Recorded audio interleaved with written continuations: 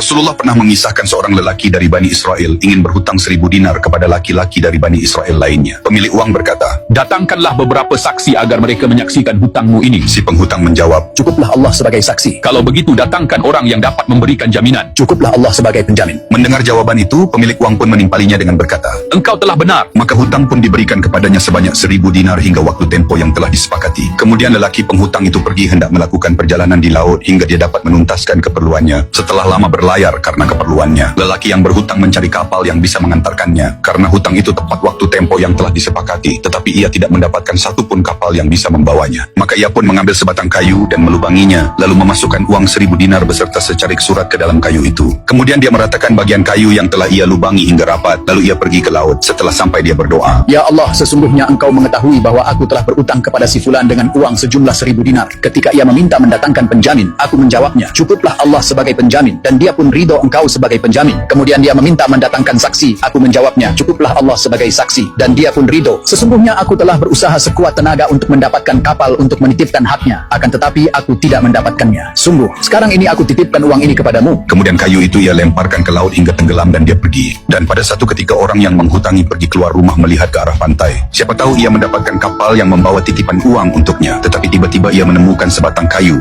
Ia lalu mengambilnya untuk keperluan kayu bakar istrinya. Lalu dia pun pulang. Setibanya di rumah dia segera membelah kayu itu, dan betapa terkejutnya dia mendapatkan uang dan secarik surat. Tak lama kemudian lelaki yang berhutang tiba dari kepergiannya, dan dia segera mendatangi orang yang telah meminjamkan uang kepadanya dengan membawa uang 1000 dinar yang lain. Aku telah berusaha sekuat tenaga untuk mendapatkan kapal, untuk memenuhi janjiku dan menyerahkan uangmu, akan tetapi aku tidak mendapatkan satu kapal pun selain kapal yang aku tumpangi ini. Orang yang menghutangi menjawab, "Apakah engkau telah mengirimkan sesuatu kepadaku?" karena merasa khawatir uangnya tidak sampai kepadanya. Maka si penghutang menjawab, Aku tidak mendapatkan kapal selain kapal yang baru saja saya tumpangi ini. "Sesungguhnya Allah telah menyampaikan uang yang telah engkau sisipkan ke dalam sebatang kayu, maka silahkan bawa kembali uang 1000 dinar yang engkau bawa ini." hadis riwayat Bukhari.